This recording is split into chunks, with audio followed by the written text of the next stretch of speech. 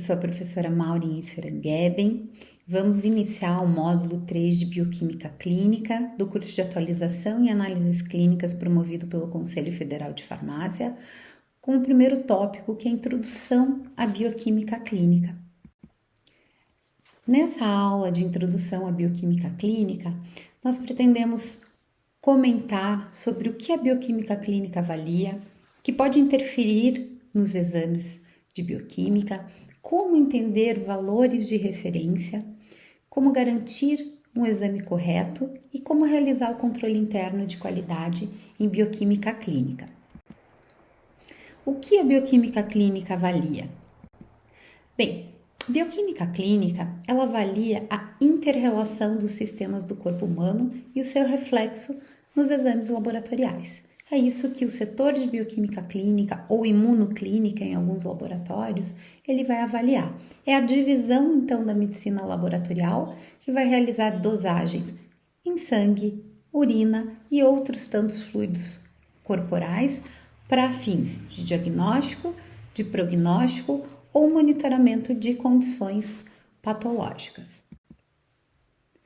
O que pode interferir nos exames de bioquímica clínica? Bem, diversos fatores podem interferir no resultado de um exame laboratorial. Por isso é tão importante a gente conhecer tudo que permeia um exame laboratorial. Nós chamamos de fontes de variação esses fatores que podem interferir no resultado de um exame. Bem, a fonte de variação, ela pode ser pré-analítica, ou seja, ela é uma variação que acontece antes mesmo do exame chegar na bancada de um laboratório para ser realizado. A gente pode citar aqui alguns exemplos, talvez o mais comum seja o jejum. Nós sabemos hoje que alguns exames podem ter uma flexibilização do jejum para ser realizado, enquanto outros, o jejum é sim obrigatório.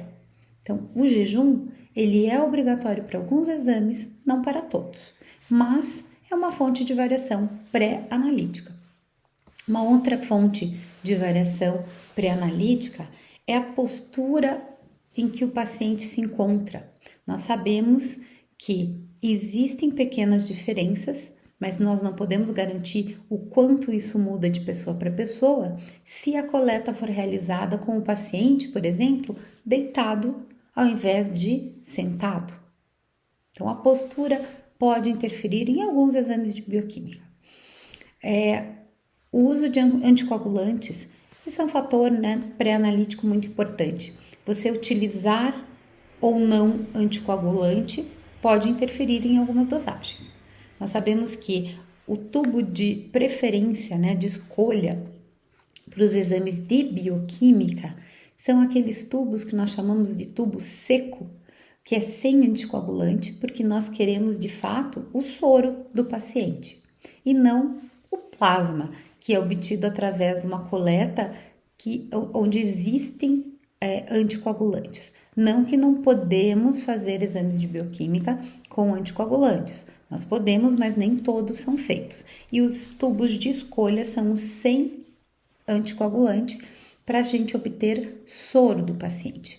Alguns anticoagulantes podem interferir em algumas dosagens.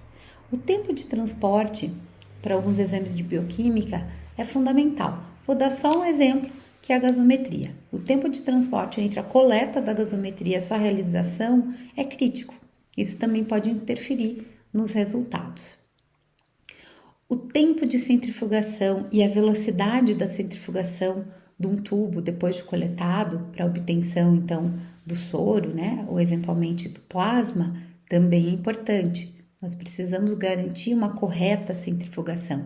E a centrifugação realizada após a coagulação daquele sangue coletado sem anticoagulante, para evitar fibrina, que também é uma fonte de variação. Principalmente marcadores cardíacos, A gente vai ver mais para frente na aula de marcadores cardíacos. A estocagem de um exame, né, após coletado, posso ou não refrigerar. Então, são cuidados importantes que nós temos que ter para evitar que essas fontes de variação interfiram significativamente no resultado de um exame. Nós também temos que levar em consideração que existem fontes de variação biológica. Isso a gente não tem como prever, garantir e nem eliminar, porque isso é inerente ao paciente.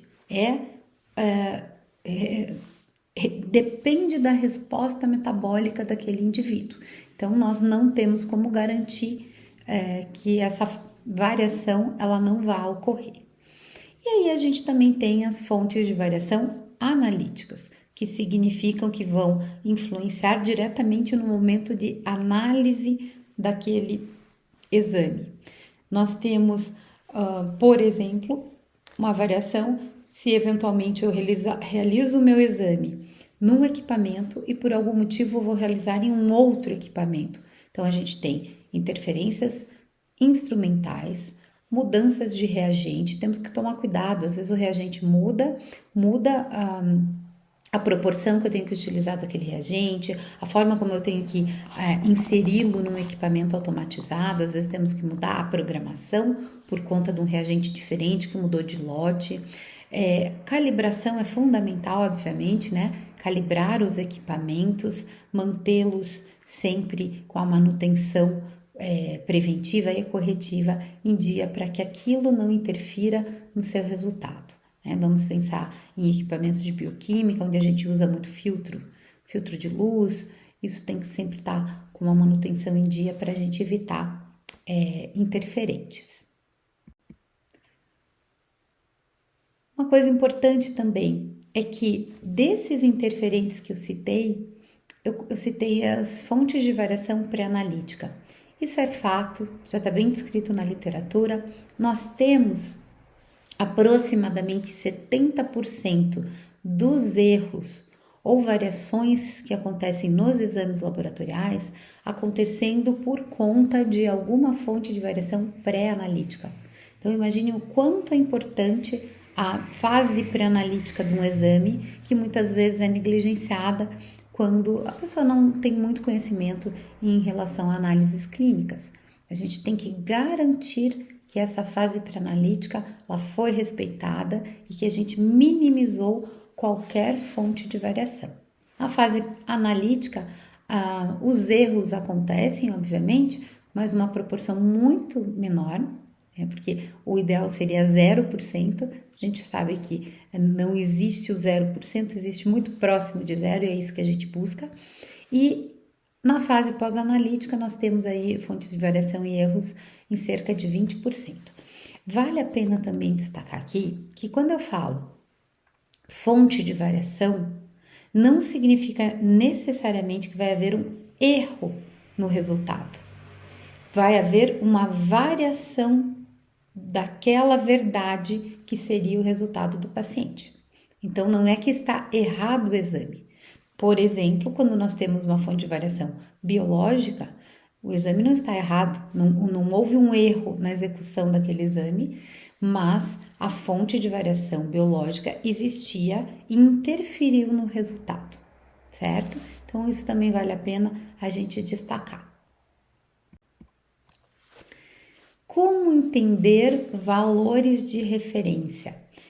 Isso é um item bastante importante, porque o valor de referência é um referencial, certo? Quando a gente pensa globalmente, né, o módulo de bioquímica aqui ele está sendo ministrado de uma forma bem pontual, né, falando apenas da bioquímica, mas como a gente pensa no paciente como um todo, né, quando a gente interpreta exames laboratoriais, a gente vê o paciente como um todo, tudo que pode interferir, né, desde os fatores pré-analíticos, e aí entram uso de medicamentos, alimentação, atividade física, né? Até o quadro psicológico do paciente pode interferir em exames, por exemplo, em hormônios, mas quando a gente fala em resultado de laboratório e interpretação, nós temos que utilizar algum ponto de referência, e isso é valor de referência. Então, como entender valor de referência? É uma pergunta muito interessante. Vamos lá? Vamos falar sobre isso? Para eu falar de valor de referência, eu também tenho que comentar sobre limite de decisão. A gente não muda valores de referência que já estão bem estabelecidos, principalmente aqueles estabelecidos em diretrizes, mas nós podemos trabalhar com limites de decisão. Isso depende muito também de protocolos, né, diretrizes, mas às vezes do serviço aonde o paciente está sendo atendido. E também nós temos que pensar nas metas terapêuticas, que são diferentes de valor de referência. Valor de referência, então, ele é obtido a partir da dosagem daquele analito em pessoas selecionadas que foram consideradas normais para aquele analito. Então, eu convido, né, ou eu analiso muitas pessoas, quanto mais pessoas forem analisadas para aquele analito, pessoas ditas normais, mais confiável vai ser o valor de referência, certo? A gente inclui aí homens, mulheres, adultos, crianças, idosos e às vezes tem que estratificar, certo? E nós temos o que nós dizemos em bioestatística, um intervalo de confiança neste valor de referência de cerca de 95%. Muito bem, isso significa, olhando nesta curva que a gente chama de curva de Gauss, é que a maioria das pessoas vão ter valores em torno de uma média, certo? E nós teremos uma distribuição gaussiana, ou seja, aleatória, em torno dessa média. 95% das pessoas normais estarão com valores de referência dentro desta curva, né? Ou deste range, desta faixa. Muito bem. E os outros 5% não são normais? São normais, porém eles não se encaixam bem junto com a maioria.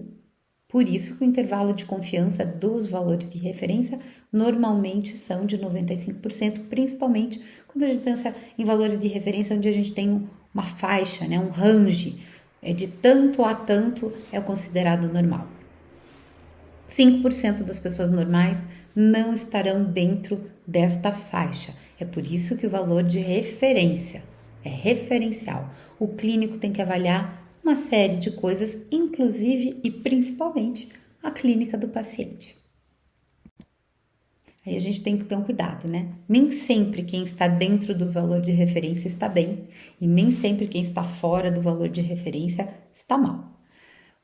Um outro conceito muito importante que nós temos que levar em consideração. Limite de decisão não é valor de referência. Limite de decisão é um valor a partir do qual o médico vai tomar uma conduta diferente para aquele paciente. Então, esses limites de decisões, falando sem citar nenhum exame, né, porque aí depende muito do exame e da situação para a qual ele está sendo aplicado, o limite de decisão ele vai ser aquele valor a partir do qual o médico diz: a partir daqui eu preciso internar esse paciente.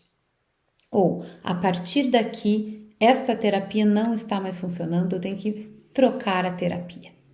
Então, não é um valor de referência, a gente chama de limite de decisão clínica. E metaterapêutica? Esse sim eu trouxe um exemplo, que é um exemplo bastante comum. Todo farmacêutico, em algum momento da vida, ele lida com pacientes com diabetes. Metaterapêutica é o valor que deve ser alcançado pelo paciente que está em tratamento, por isso metaterapêutica. Então não é um valor de diagnóstico, não é um valor de referência, não é o limite de decisão, é sim um valor que diz para o médico: está ok o tratamento, porque aquele valor, até aquele valor, o meu paciente está dentro da minha meta de tratamento, ou seja, da minha meta terapêutica. Então é muito importante a gente lembrar desses pequenos conceitos, né? Bem, nessa primeira parte da introdução à bioquímica clínica, nós falamos o que a bioquímica clínica avalia, nós falamos o que pode interferir nos exames bioquímicos, né? As fontes de variação analítica, falamos inclusive do jejum, falamos sobre o uso correto de tubos na hora de escolher um tubo para coleta de um exame. Nós falamos sobre variações, fontes de variações que são biológicas e que nós não podemos controlar. E nós falamos sobre as fontes de variação analítica, que essa sim nós temos que controlar. Depois, nós comentamos sobre o que é valor de referência, limite de decisão e meta terapêutica. Na próxima aula, na próxima parte dessa aula de introdução à bioquímica clínica, nós vamos falar sobre como garantir um exame correto e como realizar o controle interno de qualidade em bioquímica. Te espero lá!